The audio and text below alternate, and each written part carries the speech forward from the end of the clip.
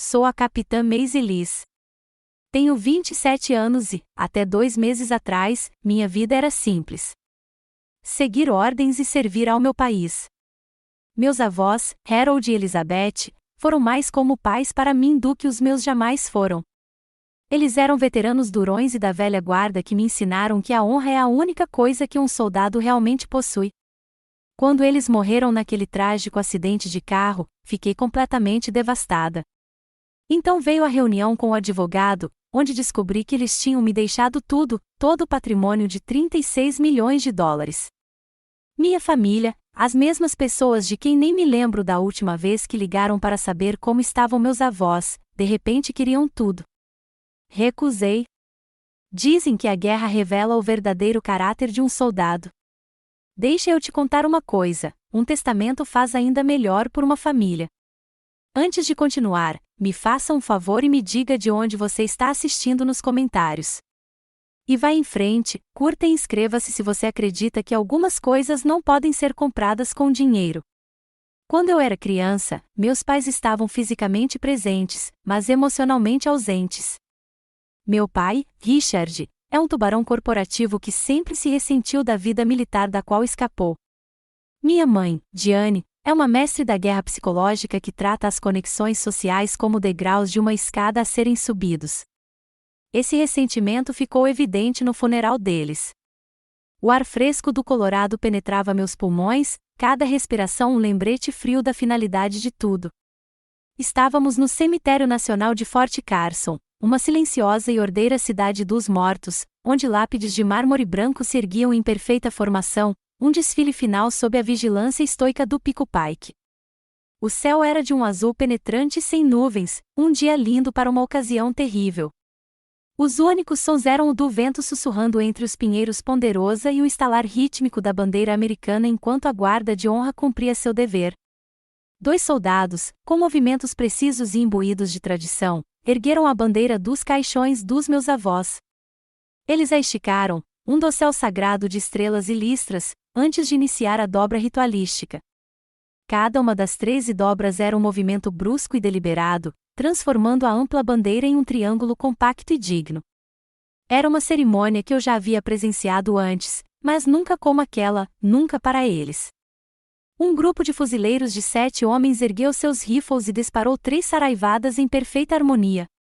Os 21 tiros ecoaram nas montanhas, uma saudação final estrondosa. Naquele momento, cercado pelo respeito silencioso de soldados que eu nunca tinha conhecido, senti uma profunda sensação de paz. Esses homens entendiam de honra. Eles entendiam de sacrifício. Eles entendiam a vida que meus avós, ambos orgulhosos veteranos do exército, viveram. Aquela paz se estilhaçou com um sussurro. Pelo canto do olho, vi meu irmão mais novo, Jason, verificar discretamente o Rolex no pulso e revirar os olhos. Ele se inclinou na direção do nosso primo, sua voz um sibilo baixo e impaciente que cortava o ar solene como uma navalha. Espero que essa farsa patriótica acabe logo, murmurou. Tenho uma reunião. Charada patriótica. As palavras me atingiram com a força de um golpe físico. A bandeira dobrada, agora me sendo entregue por um sargento solene, de repente pareceu impossivelmente pesada em minhas mãos. Olhei para meu irmão, para seu terno caro e sua expressão entediada, e finalmente entendi. Para ele, para todos eles, aquilo não era uma homenagem. Era um incômodo. A vida inteira de serviço que meus avós dedicaram a este país, os valores que me incutiram, eram apenas uma peça cansativa entre eles e a única coisa com a qual realmente se importavam, o dinheiro. Assim que a guarda de honra se afastou e os outros enlutados começaram a se dispersar, meu pai, Richard, dirigiu-se ao túmulo. Ele segurava um copo de cristal contendo uma dose generosa do que parecia ser um bourbon caro. Por um breve segundo, pensei que ele fosse fazer um brinde, uma última homenagem. Em vez disso, ele inclinou o copo e despejou o líquido âmbar diretamente sobre a terra recém-revolvida. O líquido penetrou no solo, uma mancha escura de desprezo. Velho teimoso, murmurou, mais para si mesmo do que para qualquer outra pessoa. Sempre me dando sermão sobre moderação, mas ele estava sentado em cima de uma fortuna. Ele virou seus olhos frios e calculistas para mim.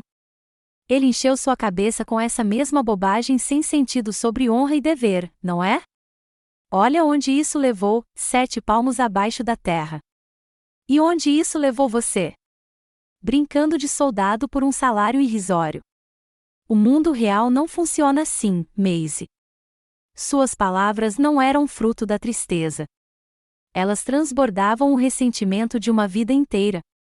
Ele não viu uma filha lamentando a perda das 2 pessoas que realmente a criaram. Viu um obstáculo, uma seguidora de um credo que havia abandonado há muito tempo em troca de margens de lucro e almoços de negócios. Antes que eu pudesse processar o insulto, minha mãe, Diane, deslizou para o meu lado. Ela não me ofereceu um toque reconfortante nem uma palavra suave. Sua atenção estava voltada para ajustar o colar de diamantes que brilhava em seu pescoço, um gesto tão frio e duro quanto as próprias pedras preciosas. Maisie, querida, começou ela, com a voz suave como seda, mas permeada de aço. Não seja tão egoísta. Seu pai está assumindo o futuro de toda esta família. Ele está sob imensa pressão. Seus olhos se voltaram para o túmulo, depois voltaram para mim, desprovidos de qualquer emoção genuína. Seu trabalho agora é ouvir e cooperar. Não complique as coisas com seus sentimentos. Egoísta. A palavra era uma arma, habilmente utilizada para manipular e manipular. No mundo deles, minha dor era um incômodo e minha integridade, uma falha de caráter. Eles tentavam enquadrar sua ganância descarada como um fardo nobre e minha adesão aos valores dos meus avós como um egoísmo infantil que estava prejudicando a família. Eu não disse nada. Não havia palavras que pudessem unir os nossos mundos. Simplesmente me endireitei, minha postura remetendo a anos de treinamento militar. Meus dedos apertaram a bandeira dobrada, os cantos afiados das estrelas pressionando minha palma. Eu podia sentir a lã, ainda quente das mãos dos soldados. Naquele momento, senti a presença dos meus avós com mais força do que a da família viva e respirando ao meu lado. Eles estavam lá, na rigidez do meu maxilar, na imobilidade inabalável da minha postura. E na minha mente, uma citação de Marco Aurélio que meu avô adorava repetir ecoava com perfeita clareza: a melhor vingança é ser diferente daquele que causou o dano. Eu não gritaria. Eu não choraria nem os amaldiçoaria aqui neste solo sagrado. Eu não me tornaria como eles. Eu não deixaria que o veneno deles me envenenasse. Eu venceria esta guerra sendo exatamente o que eles desprezavam: um soldado honrado, disciplinado, resoluto. Minha missão não era mais apenas lamentar a morte deles. Era defendê-los, proteger não apenas o patrimônio que haviam deixado para trás, mas a própria alma de seu legado. E essa missão começou. Minha missão no funeral me sustentou durante a semana seguinte. A dor ainda pesava no meu estômago, mas meu treinamento me ensinou a lidar com a pressão, a compartimentar as emoções e a focar no objetivo. A primeira batalha não seria travada em algum campo estrangeiro, mas sim do outro lado da mesa de mogno polido na sala de conferências do Sr. Goldstein. O ar na sala estava carregado de tensão, uma mistura sufocante de colônia cara e hostilidade latente. Meu pai, Richard, sentava-se à cabeceira da mesa como um rei em sua corte.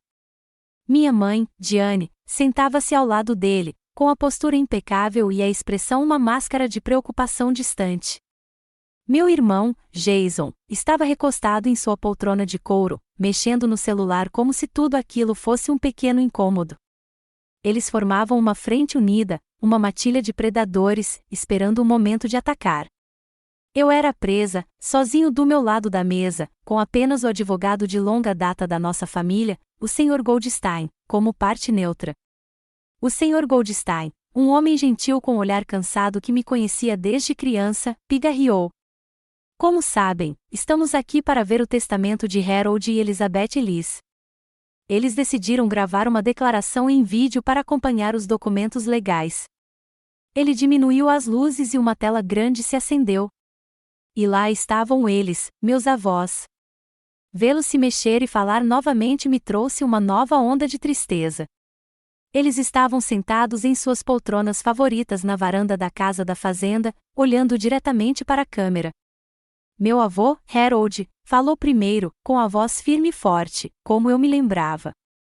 Se vocês estão todos assistindo a isso, começou ele, com um olhar firme, significa que Elizabeth e eu fomos embora, e provavelmente significa que a ganância já começou a dar as caras. Um músculo se contraiu no maxilar do meu pai. Minha avó, Elizabeth, inclinou-se ligeiramente para a frente, seus olhos parecendo encontrar os meus através da tela. Estamos deixando o nosso legado, a fazenda, a empresa, tudo, para Maisie. Não é porque ela é nossa neta favorita, disse ela, e vi Jason sorrir de canto de olho. É porque ela é a única soldada desta família. E este legado precisa de um soldado para protegê-lo, especialmente daqueles que carregam o sobrenome Liz. As palavras finais atingiram com a força de um ataque de artilharia perfeitamente direcionado, direto, inabalável, devastador. Não era apenas um testamento. Era uma ordem de missão final, uma validação de tudo o que me ensinaram e uma condenação severa de tudo o que minha família havia se tornado. A tela ficou preta e o silêncio na sala era ensurdecedor. Então, o caos se instalou. Absurdo, rugiu Richard, batendo a palma da mão aberta na mesa de mogno. O som ecoou pela sala como um tiro. O velho estava senil. Ele não sabia o que estava fazendo. Ele pegou uma pasta grossa de papel pardo da pasta e a jogou sobre a mesa. Ela derrapou e parou bem na minha frente. Isto, disparou ele, é um relatório médico do nosso médico de família atestando a capacidade mental diminuída do meu pai nos últimos 6 meses de vida. E isto, ele jogou uma segunda pilha menor de papéis por cima, é uma petição legal para invalidar o testamento. Assine esta renúncia, renunciando a todos os direitos sobre o espólio, ou arrastaremos o nome dos nossos avós para a lama no tribunal. Exporemos cada pedaço de roupa suja, cada segredo de família que você possa imaginar. A ameaça era vil, um novo nível de humilhação até para ele. Ele estava mantendo a honra dos meus avós como refém, usando a memória deles como moeda de troca para sua ganância. Jason recostou-se na cadeira, com um sorriso presunçoso e desdenhoso se espalhando pelo rosto. O que você vai fazer, Maisie? Você é um peão num tabuleiro de xadrez que nem entende, zombou ele. Temos os advogados. Temos os médicos. Temos até o tio Steve no conselho de administração da empresa. O que você tem? Um uniforme e algumas medalhas baratas? Ele gesticulou com desdém. Aceite a mesada que o papai está te oferecendo e volte para sua base. É onde você pertence. Suas palavras tinham o propósito de me menosprezar, de me fazer sentir pequena e impotente, uma estranha na minha própria família. Meus olhos iam do rosto furioso do meu pai para a compostura gélida da minha mãe e para o sorriso arrogante do meu irmão. Eles não estavam apenas tentando me tirar a herança. Estavam tentando me apagar. Eu era uma ameaça à narrativa deles, uma lembrança viva de um código de honra que haviam abandonado. A pressão na sala era imensa, um peso físico me pressionando. Por um instante, senti uma pontada da dúvida que eles queriam que eu sentisse. Então me lembrei de uma lição do meu avô. Ele me fez ler Sua Arte da Guerra quando eu tinha 16 anos. Conheça seu inimigo e conheça a si mesmo, e você não correrá perigo em 100 batalhas. Eu os conhecia, sua ganância, sua arrogância, sua crueldade. E eu me conhecia. Eu era um soldado. Olhei para o Sr. Goldstein, do outro lado da mesa. Ele me encarou e me deu um único e quase imperceptível aceno de cabeça. Foi toda a confirmação de que eu precisava. Lentamente, levantei-me. Nem olhei para a pasta que meu pai havia jogado em mim. Empurrei-a de volta para o centro da mesa. Minha voz, quando falei, era calma e clara, como se eu estivesse dando uma ordem ao meu pelotão. Sr. Goldstein, eu disse, com os olhos fixos no advogado. Inicie o processo de reconvenção imediatamente. As acusações são conspiração para cometer fraude e difamação do falecido. Então, voltei meu olhar para minha família, dirigindo-me a cada um deles. Vocês declararam guerra, disse eu, com a voz baixa e firme. Então, é melhor se prepararem para a luta. Estendi a mão, Peguei a única folha de papel em cima, a renúncia, e, com movimentos lentos e deliberados, rasguei-a ao meio. Deixei os 2 pedaços caírem sobre a mesa polida. A primeira batalha havia terminado, e eu tinha acabado de revidar. Minha declaração de guerra havia sido respondida muito mais rápido do que eu poderia imaginar. Saí do escritório do advogado com uma chama fria queimando no peito, uma sensação de propósito justo. Voltei dirigindo para o meu pequeno apartamento em Colorado Springs, o único lugar que tinha sido meu santuário, meu canto tranquilo do mundo, longe das exigências do exército e do drama da minha família. Assim que estacionei na vaga designada, aquele fogo se transformou em gelo. Meu pai estava parado ali, me esperando no pé da escada, bloqueando o caminho até a minha porta da frente. Ele não estava sozinho. Ao seu lado, estavam 2 homens grandes e imponentes que eu nunca tinha visto antes, com os braços cruzados sobre o peito. Pareciam menos companheiros e mais capangas contratados. Estou te dando uma última chance, Maisie, disse Richard, com a voz monótona e dura, desprovida de qualquer calor paternal. Desista da reconvenção e assine a renúncia, ou você vai embora daqui sem nada. Ele gesticulou vagamente para o prédio. Este apartamento está em meu nome. Você vai embora. As palavras pairavam no ar entre nós, uma mentira cruel e calculada, planejada para me privar de qualquer vantagem que me restasse. Eu sabia com certeza que aquele apartamento não estava em seu nome. Meus avós tinham criado um fundo fiduciário para comprá-lo para mim como presente de formatura em West Point. Lembrei-me do dia em que me deram as chaves, do orgulho estampado em seus olhos. Todo soldado precisa de uma base, garoto, dissera meu avô. Meu pai não estava apenas tentando me tirar de casa. Ele estava tentando profanar uma memória. Não, eu disse. A palavra foi baixa, mas absoluta. Ele não discutiu. Não levantou a voz. Apenas acenou brevemente para um dos homens ao seu lado. O homem deu um passo à frente, tirando uma furadeira de uma bolsa de ferramentas. Ele enfiou a broca na fechadura da minha porta da frente. E então veio o som, um grito metálico e agudo preencheu o ar enquanto a broca penetrava na fechadura. Foi o som mais brutal que eu já tinha ouvido. Não era apenas o som de uma fechadura sendo destruída. Era o som de uma separação final e irrevogável, o som da minha família se desintegrando. Como se a cena não fosse humilhante o suficiente, meu irmão Jason emergiu das sombras da passarela. Ele estava encostado em um pilar, com o smartphone erguido, gravando tudo. Um sorriso lento e malicioso se espalhou por seu rosto. Sorria para a câmera, capitão, gritou ele, com a voz transbordando de uma alegria venenosa. Vamos ver como fica um capitão do exército dos Estados Unidos sendo jogado na rua. Isso deveria viralizar. Os homens do meu pai terminaram o trabalho e arrombaram a porta.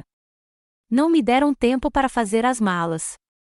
Não me deram a dignidade de reunir meus próprios pertences. Invadiram meu santuário e começaram a profaná-lo. Tiraram grandes sacos de lixo pretos e resistentes e começaram a jogar minha vida neles com brutal indiferença.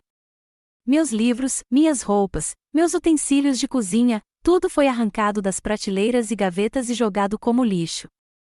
A pior parte foi quando um deles pegou a pequena coleção de fotos emolduradas do meu criado mudo, fotos minhas com meu pelotão, fotos minhas na minha formatura em West Point e a que eu mais prezava, uma foto minha de adolescente, em pé entre meus avós sorridentes no Rancho Ellis. O homem jogou-o dentro de um saco, mas ele prendeu na beirada e caiu, espatifando-se na calçada de concreto. O vidro se estilhaçou, uma teia de rachaduras se espalhando pelo rosto sorridente do meu avô. Foi então que minha mãe chegou. Diane parou em sua Mercedes impecável, saindo não para intervir, mas para supervisionar. Ela observou os homens carregando as sacolas pretas para fora do meu apartamento, com um rosto impassível de fria desaprovação. Olhou para a pilha patética da minha vida amontoada na calçada e depois para mim. Nada disso precisava acontecer, disse ela, com a voz carregada de decepção, como se tudo fosse culpa minha. Se você tivesse sido razoável. Fiquei ali, paralisado na calçada, incapaz de me mover, incapaz de falar. Observei enquanto eles empilhavam as malas na caçamba da minha picape Ford F-150. Jogaram a última mala lá dentro, bateram a porta traseira e então meu pai me entregou as chaves. Ele não me olhou nos olhos. Essa, talvez, tenha sido a única misericórdia que ele teve comigo o dia todo. Então eles entraram nos carros e foram embora, me deixando sozinho nos destroços. Naquela noite, eu estava no estacionamento de um Walmart 24 horas. O zumbido incessante das luzes fluorescentes da loja lançava um brilho amarelo doentio sobre minha caminhonete. Minha vida inteira estava contida em 6 sacos de lixo pretos na caçamba da caminhonete atrás de mim. Eu era um oficial condecorado do exército, um líder de soldados e um sem-teto. O frio da noite do Colorado penetrava pelas janelas do táxi, congelando-me até os ossos.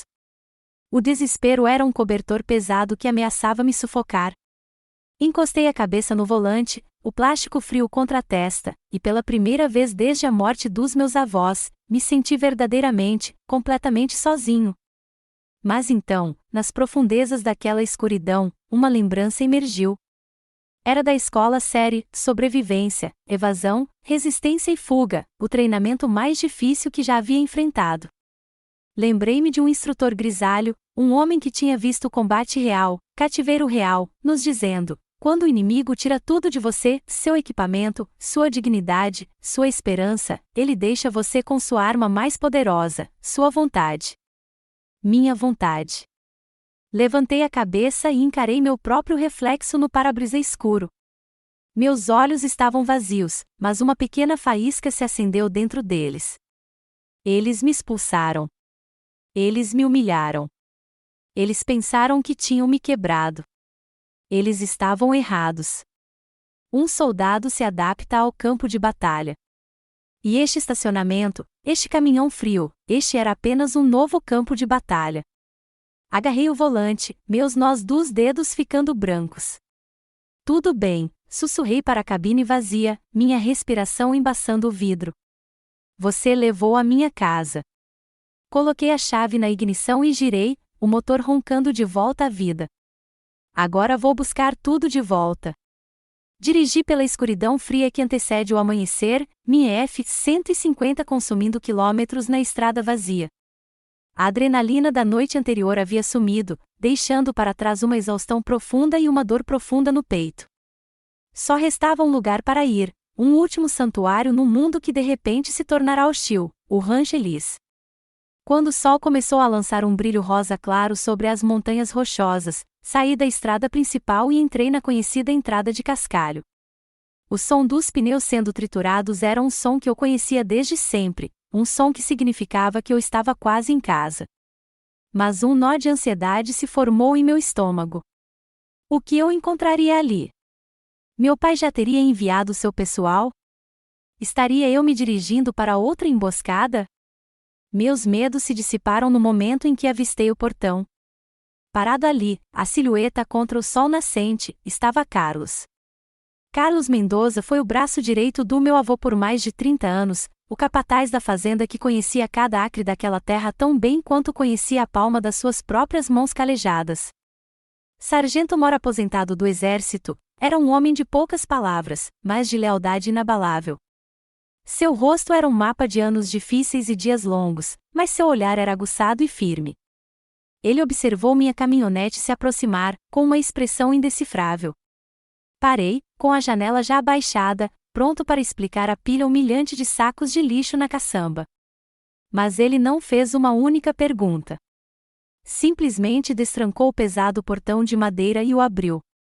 Enquanto eu dirigia, ele me olhou diretamente nos olhos e me cumprimentou com um leve e respeitoso aceno de cabeça. Bem-vindo ao lar, capitão, disse ele.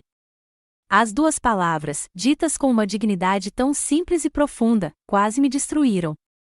Lar. Ele chamava aquilo de lar. E me chamava de capitão. Ele me via não como um pária derrotado, mas como o oficial que eu era, o líder em quem meus avós confiavam.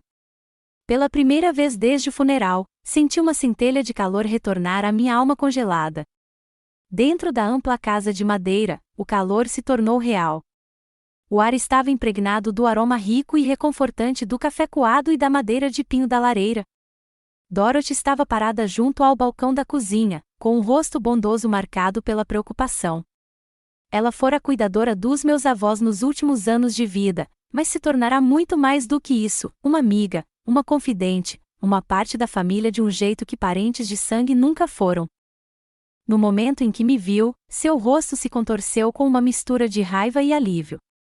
Ela correu e me envolveu em um abraço apertado e intenso. Não foi um abraço delicado e educado. Foi o abraço de uma ursa protegendo seu filhote. Soubemos o que aconteceu, disse ela, com a voz trêmula de indignação enquanto se afastava. O Sr. Goldstein ligou. Aqueles abutres, para fazer isso com você, com a filha de Harold e Elizabeth.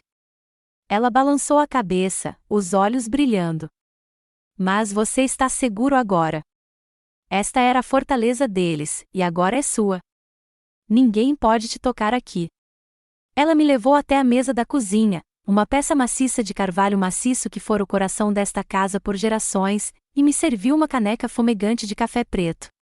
À medida que o calor da cerâmica penetrava em minhas mãos frias, a represa de emoções que eu vinha contendo finalmente começou a se romper. Eu não estava mais sozinho. Não era uma festa de piedade. Era um conselho de guerra. Carlos entrou e sentou-se, colocando um livro-razão empoeirado sobre a mesa. Dorothy colocou a cafeteira entre nós. Nós três, um soldado, um sargento e um cuidador, formamos um círculo em volta daquela mesa de carvalho.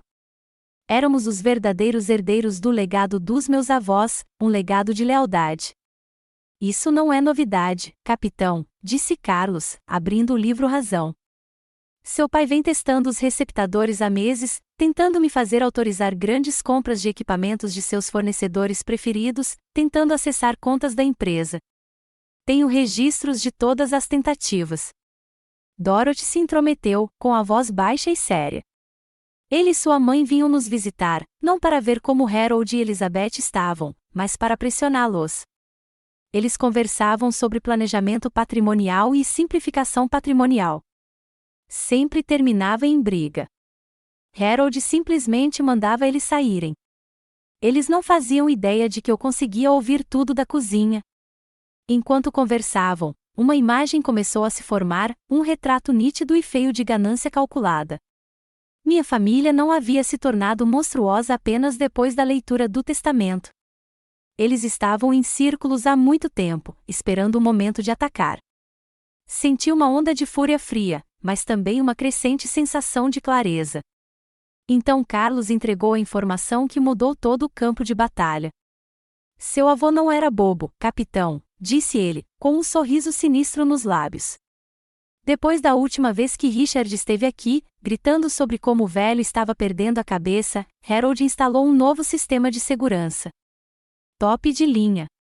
Dorothy se inclinou para a frente, os olhos brilhando com a revelação. Não são só câmeras, querida. A sala inteira e o escritório, eles têm áudio de alta fidelidade. Ativados por voz. Olhei para eles, as peças se encaixando com a precisão satisfatória de um ferrolho de rifle travando na bateria. Esta casa não era apenas um lar. Não era apenas uma fortaleza. Era um depósito de provas. Meu pai, em sua arrogância, havia caído em uma armadilha que ele mesmo havia criado. Ele e minha mãe haviam tramado toda a sua conspiração, expressado suas intenções mais vis em salas que ouviam cada palavra. Tomei um gole do meu café, sentindo o calor se espalhar pelo meu peito. A exaustão havia passado, substituída por uma onda de adrenalina. Minha missão tinha um objetivo claro agora. Encontrei a velha Bíblia da minha avó sobre a lareira, com as páginas gastas pelo amor. Ela havia sublinhado um versículo de Provérbios, um que eu já ouvirá citar antes: o amigo ama em todo o tempo, e o irmão nasce para a hora da adversidade. Meu irmão não era Jason. Meus irmãos e irmãs de armas estavam sentados aqui mesmo, nesta mesa, e a guerra tinha acabado de começar. Os dias que se seguiram no rancho foram uma estranha mistura de paz e preparação. Pela primeira vez no que pareceu uma vida inteira, eu me senti seguro. Cercado pela lealdade inabalável de Carlos e Dorothy, comecei a sentir o chão se solidificar sob meus pés. Passávamos os dias analisando as evidências que meus avós haviam coletado sem saber, construindo nosso caso peça por peça. Por um breve momento de esperança, acreditei que a verdade bastaria.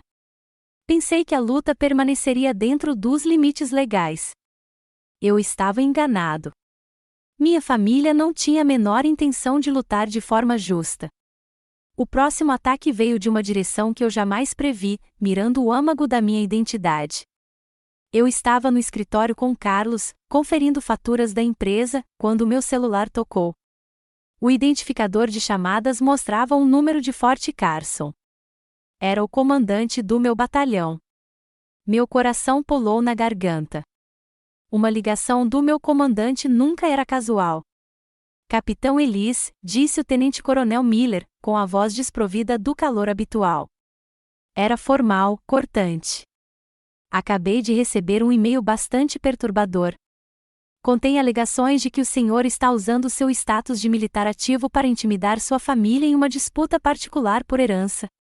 Fiquei completamente entorpecido. As faturas em minhas mãos pareciam frágeis, sem sentido.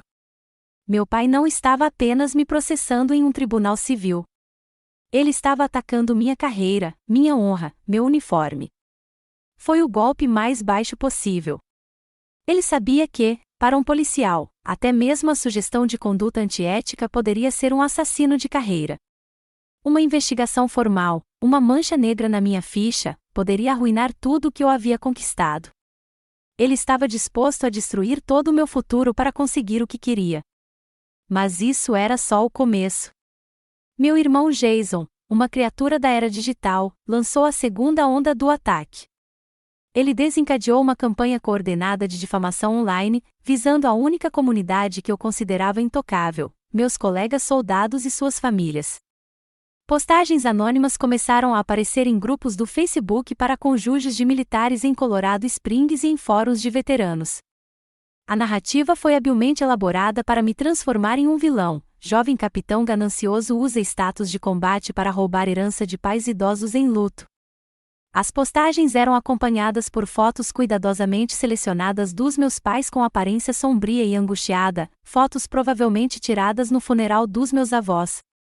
Jason teve até a audácia de distorcer o Código Uniforme de Justiça Militar contra mim, citando artigos obscuros e interpretando-os erroneamente, sugerindo que minhas ações constituíam conduta imprópria para um oficial. Ele estava envenenando o poço, colocando meus próprios irmãos e irmãs de armas contra mim com um coquetel de mentiras e meias-verdades. Meu porto seguro estava sendo invadido. O terceiro e mais doloroso golpe veio pessoalmente. Minha tia Pan e meu tio Steve foram de carro até o rancho certa tarde. Enquanto minha tia começava a reclamar de como eu estava destruindo a família, foram as palavras do meu tio que realmente me feriram. Eu sempre achei que o tio Steve, irmão mais novo do meu pai, era diferente, mais quieto, mais sensato. Maisie, disse ele, evitando meu olhar, transferindo o peso do corpo de um pé para o outro. Você está dificultando as coisas para todo mundo. Seu pai é um homem muito influente na comunidade empresarial daqui. Essa briga que você está provocando com ele tem um efeito cascata. Impacta a todos nós. Ele finalmente olhou para mim, com um olhar suplicante. Você precisa pensar no panorama geral. Para o bem da família. O panorama geral. Para o bem da família. Sua covardia, disfarçada de conselho pragmático, doeu mais do que a crueldade descarada do meu pai. Ele não estava me pedindo para fazer o que era certo. Ele estava me pedindo para me render a um valentão porque era mais fácil para ele. A traição doeu, um lembrete agudo e amargo de que eu estava completamente sozinho naquela luta contra o meu próprio sangue. Naquela noite, a silenciosa casa da fazenda parecia menos um santuário e mais um posto de comando sitiado. Sentei-me sozinho no escritório do meu avô, com a única luz vindo do brilho frio da tela do meu laptop. Rolei a página por tudo, o e-mail encaminhado do meu comandante, as postagens maldosas, os comentários de estranhos me chamando de vergonha para o uniforme. Vi uma foto minha de uniforme azul, Uma foto da qual eu já me orgulhara, agora colada ao lado de acusações de ganância e desonra. O choque inicial havia passado. A profunda mágoa pessoal começara a esfriar, endurecendo-se em algo frio, cortante e perigoso. Eles haviam cruzado uma linha sem volta. Não se tratava mais de dinheiro. Tratava-se do meu nome, da minha honra, da minha vida inteira. Eles haviam usado meu serviço como arma contra mim. Na mesa do meu avô, encontrei seu antigo exemplar de Napoleão Hill Pense e Enriqueça. Eu não estava interessado no dinheiro, mas me lembrei de um capítulo que ele havia marcado sobre o poder de uma aliança de mentores. Ele sabia que não se pode vencer uma guerra sozinho. É preciso uma equipe em quem se possa confiar. Peguei o telefone e disquei para o meu advogado. Senhor Goldstein, eu disse, com a voz firme, sem a emoção que me atormentava o dia todo. É Maisie Lees. Eu via as mensagens, capitão, disse ele, com a voz sombria. Sinto muito. Não se preocupe, respondi, com os olhos fixos na tela. Eles acabaram de nos dar o que precisávamos. Respirei fundo. A estratégia defensiva acabou. Vamos partir para a ofensiva. Quero que você comece a compilar tudo, cada arquivo de áudio, cada fatura, cada vídeo. Não vamos mais apenas ganhar este caso. Vamos expor tudo. Meu telefonema com o Sr. Goldstein foi o ponto de virada. A fúria fria da campanha de difamação havia queimado os últimos resquícios de dúvida e pesar, deixando para trás uma clareza cristalina e firme. Desliguei o telefone, não como vítima, mas como comandante. A fase defensiva daquela operação havia terminado. Na manhã seguinte, transformei o coração da casa no centro nervoso da nossa contraofensiva. A enorme mesa de carvalho da cozinha tornou-se nossa sala de guerra. Prendi um grande mapa topográfico das terras do Rancho Elise em uma parede e um diagrama extenso das relações comerciais da empresa em outra. Aquilo não era mais apenas uma casa. Era um posto de comando. E eu finalmente estava reunindo minhas tropas.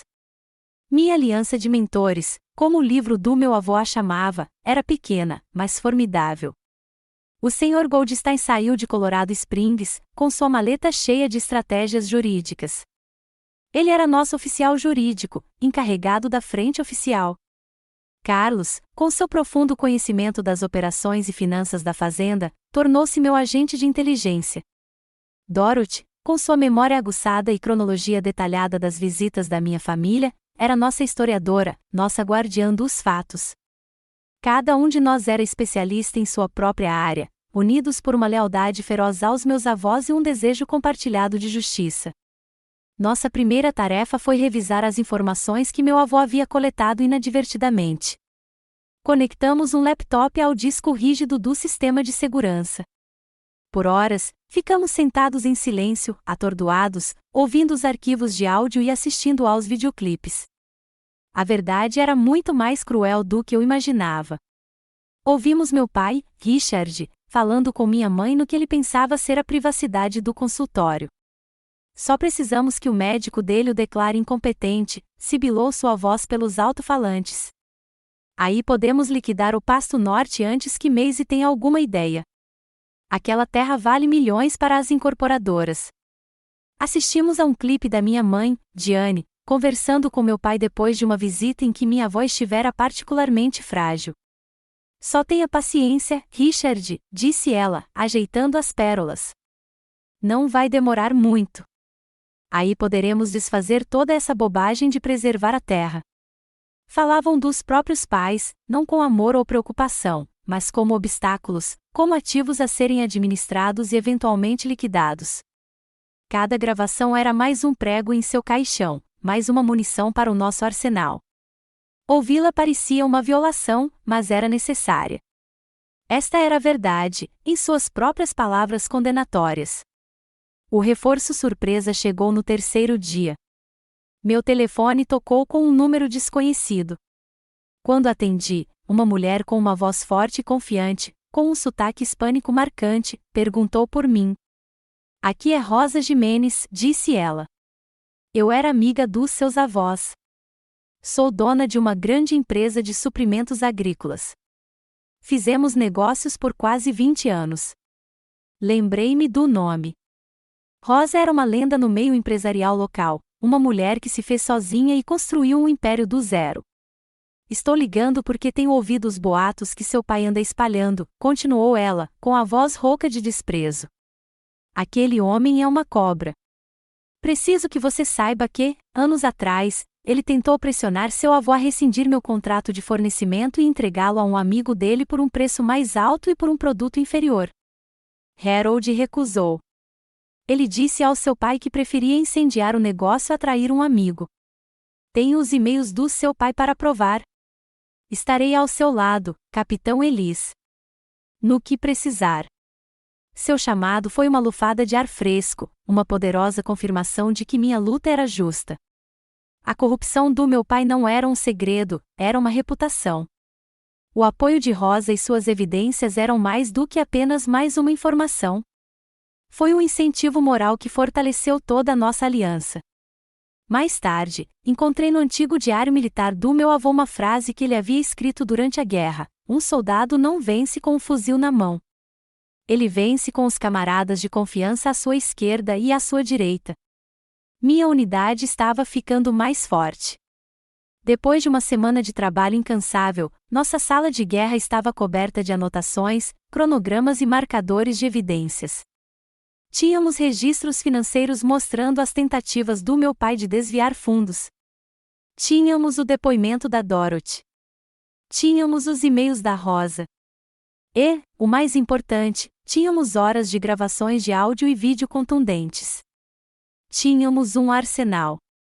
O Sr. Goldstein, que revisava em silêncio a compilação final de provas, recostou-se na cadeira e um sorriso lento e satisfeito se abriu em seu rosto.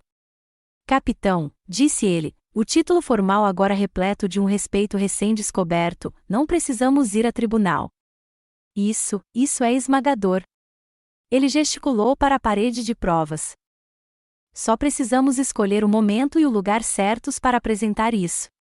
Eles queriam uma luta pública. Vamos dar a eles uma batalha que jamais poderão vencer. Suas palavras pairavam no ar, carregadas de promessas. A maré havia virado. O poder havia se deslocado. Olhei para o mapa na parede, para os rostos dos meus aliados leais ao redor da mesa. Minha mente, treinada para a estratégia, começou a trabalhar. Eles haviam escolhido suas armas, mentiras, intimidação e humilhação pública. Agora, era minha vez de escolher o campo de batalha. É incrível o que você pode realizar quando tem as pessoas certas ao seu lado. Se você já teve um amigo ou até mesmo um estranho que te defendeu quando você mais precisou, clique em curtir e, nos comentários, digite a palavra lealdade se você acredita que é isso que realmente constitui uma família. Onde uma batalha pública causaria o maior dano a um inimigo que vivia e morria por sua reputação. A questão não era apenas vencer. Tratava-se de alcançar a vitória total. Um lugar onde a verdade não apenas seria ouvida, mas onde detonaria com o máximo impacto. Uma ideia, fria e precisa, começou a se formar na minha mente. O campo de batalha perfeito não era um tribunal. Era um salão de baile. A resposta à minha pergunta estratégica surgiu enquanto eu navegava pelo site de notícias local, o leilão beneficente anual da Associação de Empreendedores de Colorado Springs. Era o principal evento social da temporada, um evento brilhante com a presença de todos os líderes empresariais, políticos locais e veículos de comunicação da cidade. Era também o palco favorito dos meus pais, um lugar onde desempenhavam seus papéis de pilares benevolentes da comunidade. Sua maior força, a obsessão pela imagem pública, estava prestes a se tornar sua fraqueza fatal. O plano estava traçado. Era hora de preparar a armadilha. O primeiro passo era a isca. Pedi ao Sr. Goldstein que enviasse uma oferta formal de paz à equipe jurídica do meu pai. A proposta era uma aula magistral de guerra psicológica, elaborada para apelar diretamente à ganância e à arrogância do meu pai. Propus a criação da Fundação de Caridade Harold e Elizabeth Liss. Eu manteria a propriedade do rancho em si, mas a maior parte dos lucros da empresa multimilionária de suprimentos agrícolas seria canalizada para essa nova fundação. O conselho administrativo seria dividido entre nós. Para demonstrar minha boa-fé, sugeri que anunciássemos publicamente essa generosa reconciliação no próximo leilão beneficente. E, como filho mais velho, Richard teria a honra de fazer o discurso principal. Ele mordeu a isca sem hesitar. Da perspectiva dele, era uma vitória total. Ele assumiria o controle do fluxo de caixa da empresa, ao mesmo tempo em que seria elogiado como um herói filantrópico que se reconciliara graciosamente com sua filha rebelde. Seu ego não o deixava enxergar a armadilha escondida sob as camadas de bajulação.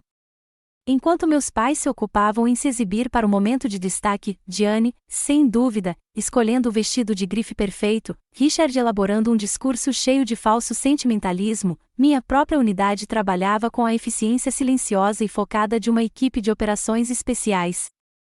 A casa da fazenda se tornou um fervilhar de atividade. Carlos e Rosa destilaram registros financeiros complexos em uma série de slides de PowerPoint claros e contundentes, destacando todas as ações fraudulentas que Richard havia tentado. Dorothy, com surpreendente habilidade técnica, editou horas de áudio e vídeo em uma narrativa única e coesa, uma cronologia devastadora da conspiração deles. O Sr. Goldstein preparou os documentos legais, prontos para serem utilizados a qualquer momento. Cada parte da nossa operação estava sincronizada, cada detalhe contabilizado. Estávamos nos preparando para um ataque em larga escala. Na noite do leilão, o salão de baile do Broadmoor Hotel estava deslumbrante, um mar de smokings e vestidos de gala sob o brilho dos lustres de cristal. Cheguei sozinha. Não estava de uniforme. Em vez disso, escolhi um vestido preto simples e elegante. Meu objetivo não era ser vista, mas observar. Eu me misturei ao ambiente, uma sombra se movendo pela multidão, com os sentidos em alerta máximo. Minha família, por outro lado, era o centro do universo. Eles se reuniam perto da grande escadaria, deleitando-se com a atenção. Meu pai apertava as mãos, projetando uma aura de poder e magnanimidade. Minha mãe, envolta em diamantes, oferecia sorrisos deslumbrantes a todos que se aproximavam. Eles me viam do outro lado da sala, e eu percebi um lampejo de pena em seus olhos, o olhar que se dá a um oponente derrotado que finalmente aceitou seu destino. Jason, sempre o tolo arrogante, caminhou até mim com uma taça de champanhe na mão. Ora, zombou ele, olhando-me de cima a baixo.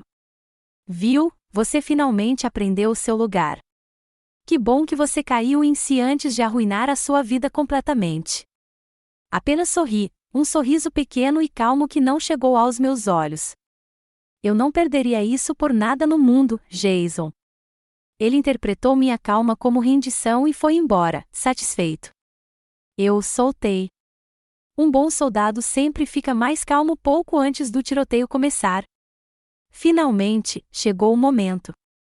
O mestre de cerimônias subiu ao palco e, após alguns breves comentários, apresentou meu pai com uma homenagem calorosa. E agora, para anunciar um novo e maravilhoso empreendimento filantrópico, por favor, deem as boas-vindas a um homem que exemplifica o espírito de família e comunidade, o Sr. Richard Ellis.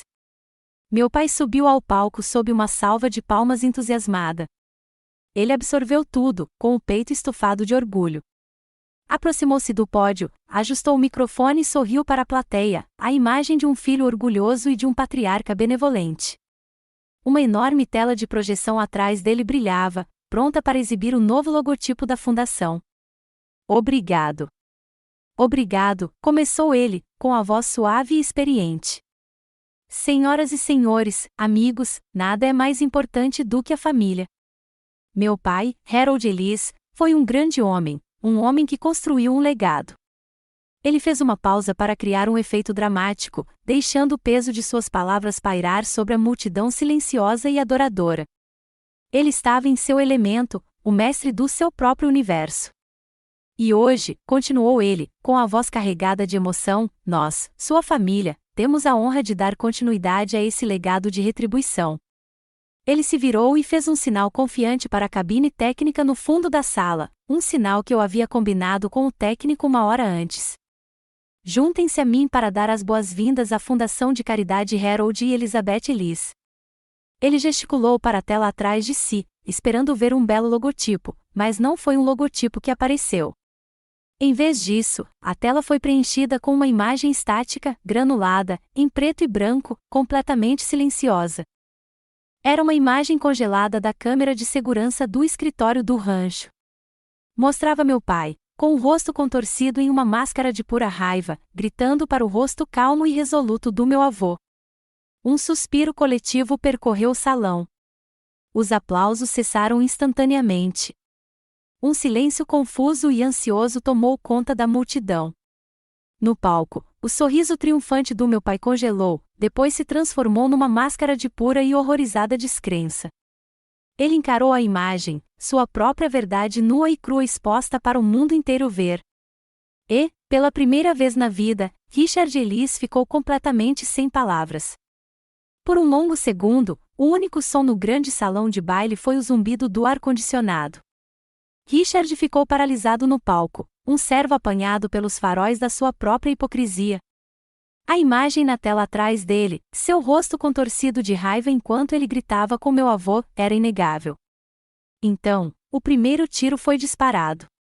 Um som irrompeu dos alto-falantes, perfeitamente sincronizado com o vídeo. Você nunca me viu como um filho. Você só me viu como um fracasso.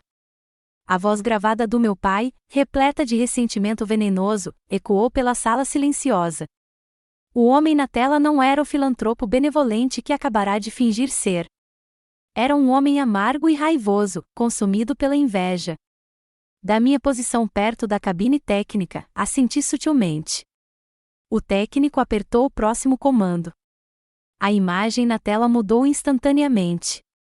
Agora exibia a captura de tela de um e-mail, com o texto ampliado para todos verem. Era de Richard para seu advogado pessoal, com data de 3 meses antes do acidente dos meus avós. O assunto dizia: problema de competência. O corpo do e-mail era curto e brutal: encontre uma maneira de provar que ele é mentalmente incapaz. Precisamos agir antes que seja tarde demais. Um murmúrio baixo percorreu a multidão. As pessoas se inclinavam, cochichando com os vizinhos. O ar de celebração havia evaporado, substituído pela tensão elétrica de uma execução pública. Antes que os sussurros pudessem aumentar, o Sr. Goldstein se moveu. Ele caminhou calmamente até o palco, pegou um microfone extra no pódio e ficou ao lado do meu pai, atordoado. Senhoras e senhores, disse o Sr. Goldstein, com a voz firme e clara, cortando a confusão. Meu nome é Samuel Goldstein, e eu era o advogado de Harold e Elizabeth Lees. O que vocês estão vendo aqui é a primeira prova de uma campanha sistemática de fraude, difamação e abuso de idosos perpetrada pelo Sr. Richard Ellis e sua família. Richard pareceu sair do seu estupor. Isso é calúnia, mentira, gaguejou, mas sua voz estava fraca, abafada pela autoridade do Sr. Goldstein. É mentira, Sr. Ellis, continuou o Sr. Goldstein, sem nem mesmo olhar para ele. Que o senhor tentou fazer com que seu próprio pai fosse declarado mentalmente incapaz para confiscar seus bens. Enquanto ele falava, um novo slide apareceu na tela, uma declaração assinada pelo médico do meu avô, afirmando que Harold Ellis estava são de mente e corpo até o dia de sua morte. É mentira que você tentou desviar fundos das contas da empresa? Um slide com o relatório financeiro de Carlos apareceu, mostrando discrepâncias claras e solicitações de transferência assinadas por Richard. Na plateia, Carlos se levantou, uma confirmação silenciosa e poderosa dos dados na tela. É mentira que você tentou sabotar relacionamentos comerciais de longo prazo para ganho pessoal? A captura de tela do e-mail que Richard havia enviado para Rosa Jimenez apareceu na tela. De sua mesa, Rosa também se levantou, com uma expressão de severa vingança. E é mentira que seu filho, Jason Ellis, lançou uma campanha difamatória online maliciosa contra um capitão condecorado do Exército dos Estados Unidos? A tela agora exibia capturas de tela das postagens anônimas de Jason, ao lado de um relatório técnico que as rastreava até seu endereço IP pessoal. A última prova foi a mais contundente. Era um arquivo de áudio. A voz da minha mãe, fria e calculista, preencheu a sala. Deixe a menina pensar que tem voz ativa, Richard. Assim que a poeira jurídica baixar, retomaremos o controle de tudo. Ela vai se cansar de bancar a fazendeira. Esse foi o golpe final. O colapso foi imediato e absoluto. Na plateia, minha mãe, Diane, levantou-se abruptamente, seu rosto uma máscara pálida de horror. Ela tentou sair discretamente, mas um grupo de repórteres locais, sentindo o cheiro de sangue na água, rapidamente a cercou, com as câmeras dos celulares erguidas. Meu irmão Jason havia desaparecido. Eu o vi saindo sorrateiramente por uma porta lateral, com um rosto pálido. No palco, meu pai estava destruído. Ele ficou ali, sem palavras, enquanto seu mundo cuidadosamente construído desmoronava ao seu redor em tempo real. Os aplausos de adoração foram substituídos por um mar de rostos chocados e indignados. Parceiros de negócios, amigos, vizinhos, todos aqueles que ele passará a vida impressionando, agora o olhavam com desprezo evidente. Ele finalmente me viu quando saí das sombras perto da lateral do palco. Ele ergueu a mão trêmula e apontou para mim. Ela, grasnou, com a voz embargada. Foi ela. Ela me prendeu. Mas ninguém estava ouvindo.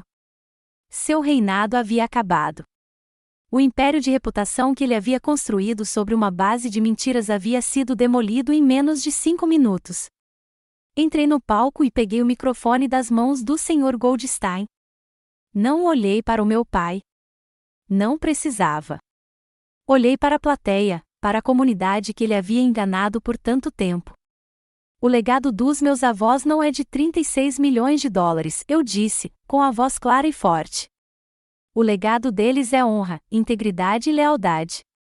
A Fundação de Caridade Elizabeth Harold Lee será criada. Fiz uma pausa, deixando minhas palavras serem assimiladas. Mas será administrada por pessoas que realmente entendem esses valores. Coloquei o microfone de volta no suporte. O som de uma única pessoa batendo palmas ecoou pela sala silenciosa. Então outra se juntou a mim, e mais outra. Em segundos, o salão inteiro irrompeu em uma onda de aplausos estrondosos. Não foram os aplausos educados e obrigatórios que meu pai receberá. Foram crus, genuínos e avassaladores. Não eram aplausos para uma herdeira. Eram para um soldado que levará sua missão até o fim. Enquanto eu estava ali, lembrei-me do versículo que minha avó tanto amava, do Evangelho de João, e conhecereis a verdade, e a verdade vos libertará. Naquela noite, eu não havia apenas me libertado. Eu havia libertado o legado deles. Missão cumprida. A viagem de volta ao rancho após o leilão beneficente foi tranquila. A adrenalina da batalha havia se dissipado, deixando um silêncio estranho em seu rastro. Havia uma sensação de alívio, de uma missão finalmente cumprida. Mas não foi a celebração triunfante que eu poderia esperar. Foi algo mais pesado, mais complexo. As consequências foram imediatas e catastróficas para minha família. Na manhã seguinte, a história estava em toda parte. Colorado Springs Gazette publicou uma manchete de primeira página: Elise Empire desmorona em escândalo de gala beneficente. Jornais de negócios e blogs de notícias locais noticiaram o ocorrido, cada um acrescentando mais detalhes à implosão espetacular. Meu pai, Richard, foi forçado a renunciar a todos os conselhos em que atuou. Parceiros de negócios de longa data romperam laços publicamente. Meu irmão Jason se tornou um paralocal, um meme para o fracasso arrogante. A ruína social e profissional deles foi rápida e total. Li os artigos no meu laptop, sentado à velha mesa de carvalho da cozinha. Dorothy deslizou uma xícara de café fresco na minha frente, seu toque suave no meu ombro. Eu esperava sentir uma onda de satisfação, uma sensação de vitória. Em vez disso, tudo o que senti foi um vazio profundo e profundo. Eu tinha vencido a guerra, mas o campo de batalha estava coberto com os destroços do que era, por definição, minha família. Não há vitória limpa em uma guerra civil. Naquela tarde, meu telefone tocou. Era minha mãe. Deixei tocar por um instante, me preparando, e então atendi. A voz do outro lado da linha estava quase irreconhecível. A estrategista fria e manipuladora se fora. Em seu lugar, uma mulher chorosa e histérica. Maisie, como você pôde, soluçou ela. Você destruiu esta família. Seu pai, ele nem sai do quarto. Como pôde fazer isso conosco? Somos sua família. Foi sua última e desesperada jogada para me escalar como a vilã, a destruidora de mundos. A antiga eu, a filha que passará a vida ansiando por sua aprovação, teria sucumbido ao peso daquela culpa. Mas a mulher que sobrevivera às últimas semanas era diferente. Respirei fundo, lenta e profundamente. Eu não fiz isso, mãe, disse, com a voz calma, mas inflexível. Eu só acendi as luzes. Tudo isso é resultado das suas escolhas, das escolhas do papai. Fiz uma pausa e, naquele silêncio, senti um último acorde se romper. Adeus, mãe. Encerrei a ligação e, com firmeza, bloqueei o número dela. Bloqueei o do Jason. Bloqueei o do meu pai. Não foi um ato de raiva. Foi um ato de autopreservação. Lidar com meu pai exigia uma abordagem diferente. Eu não conseguia me obrigar a falar com ele. Um telefonema se transformava em uma discussão aos berros, e um encontro presencial parecia impossível. Então, decidi escrever uma carta. Sentei-me no escritório do meu avô, com a caneta dele na mão, e as palavras não vieram de um sentimento de raiva, mas de uma profunda e cansada decepção. Pai, escrevi, acho que passei a vida inteira esperando que você me visse, que se orgulhasse da pessoa que me tornei. Finalmente percebi que estava procurando por algo que você nunca foi capaz de me dar. Eu te perdoo, não porque você merece, mas porque eu mereço paz. Fechei o envelope e pedi ao Sr. Goldstein que o entregasse. Ao sair das minhas mãos, senti um peso físico saindo dos meus ombros, um fardo que eu nem sabia que carregava há 27 anos. O passo final foi formalizar a separação. Encontrei-me novamente com o Sr. Goldstein e elaboramos um protocolo claro. Dali em diante, haveria um muro. Toda a comunicação dos meus pais ou do meu irmão teria que passar pelo escritório dele. Chega de visita surpresa, de telefonemas manipuladores, de e-mails cheios de ódio. Era uma linha divisória legal, uma travessia de fronteira pela qual eles não estavam mais autorizados a passar. Dorothy tinha me dado um livro de uma psicóloga chamada Brené Brown. Naquela noite, eu estava sentado na varanda lendo, e uma frase pareceu saltar da página: claro é gentil. Obscuro é cruel. Durante anos, os limites na minha família foram um pântano turvo e tóxico. Agora, pela primeira vez, eles estavam cristalinos. E nessa clareza, havia gentileza, gentileza para comigo mesmo. Naquela noite, depois que todos já tinham ido dormir, sentei-me na varanda da frente da casa da fazenda, enrolada em uma das velhas colchas da minha avó.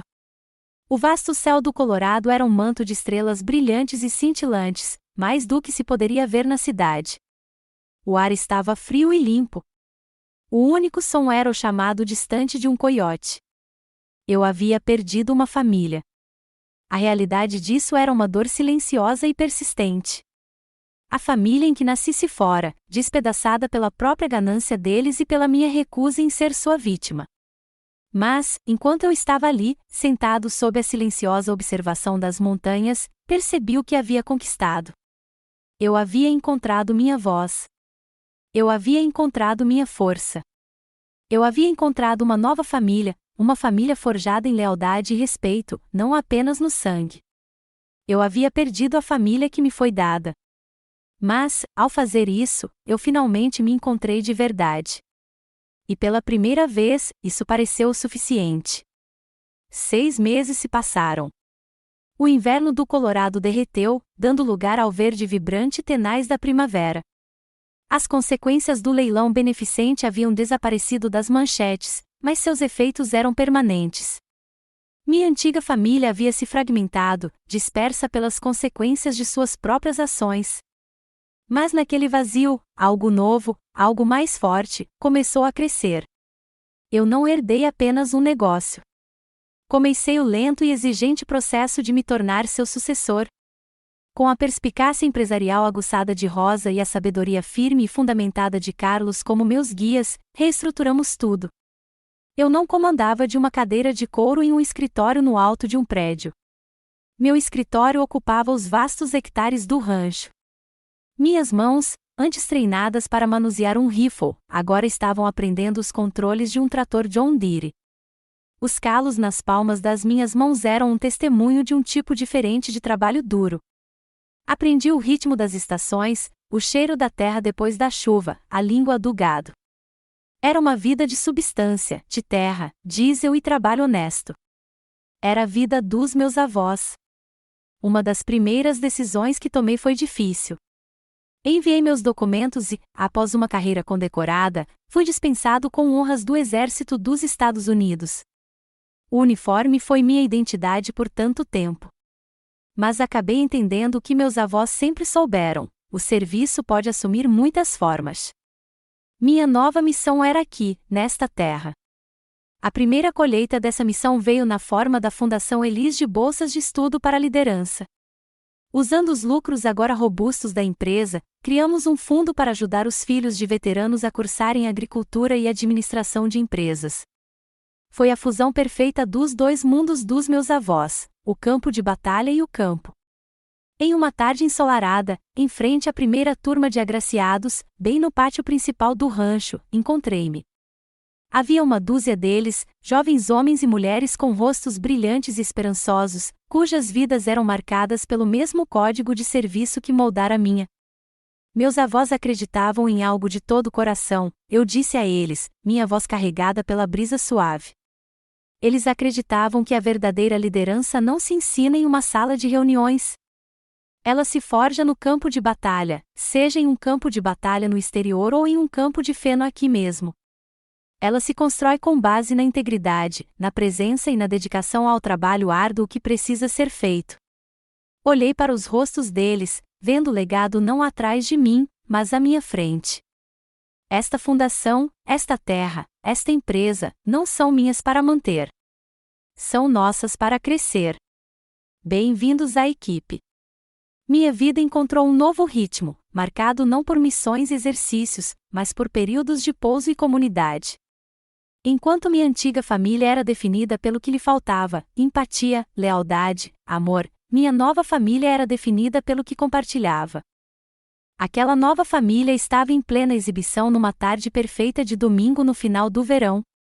Estávamos fazendo um churrasco no quintal atrás da casa da fazenda, do tipo que minha avó adorava. O ar cheirava a fumaça de nogueira da churrasqueira e grama recém-cortada. O Sr. Goldstein estava lá com a esposa, rindo enquanto os filhos corriam atrás de um frisbee pelo gramado. Carlos cuidava da grelha, discutindo de bom humor com Rosa sobre a maneira correta de temperar um bife.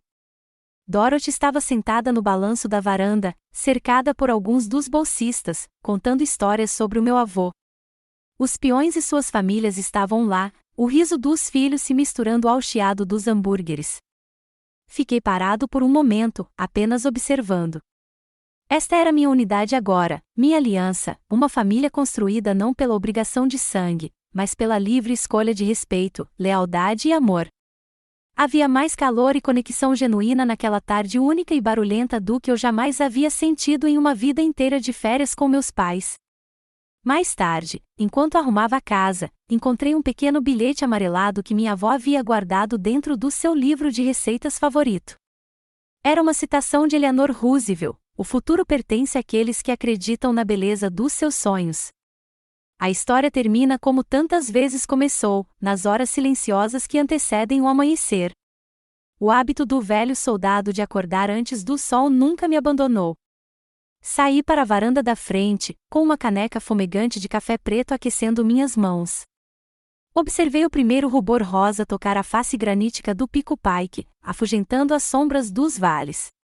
Durante meses, essa vista foi meu campo de batalha, um território a ser defendido, uma paisagem de conflito e dor. Mas naquela manhã, era diferente. A luta havia terminado. O silêncio não era mais tenso. Era pacífico. Quando o sol surgiu no horizonte, inundando o mundo com uma luz limpa e dourada, eu não via mais um campo de batalha. Eu via um futuro. Respirei fundo o ar frio e puro, deixando-o encher meus pulmões. Este amanhecer, esta paz, esta vida, eu havia lutado por isso. Era um amanhecer que eu mesmo criei. Missão cumprida. Minha história teve seu próprio campo de batalha. Mas sei que muitos de vocês lutaram suas próprias guerras silenciosas, cada um à sua maneira. A lição mais importante que aprendi não foi sobre herança ou vingança. Foi que você define seu próprio legado e escolhe a família que estará ao seu lado. Se esta história ressoou com você ou talvez tenha lhe dado um pouco de força para a sua jornada, isso significa tudo. Ajude mais pessoas a encontrar histórias como esta clicando em curtir e inscreva-se para fazer parte desta comunidade incrível. Obrigada por ouvir. Vejo vocês na próxima.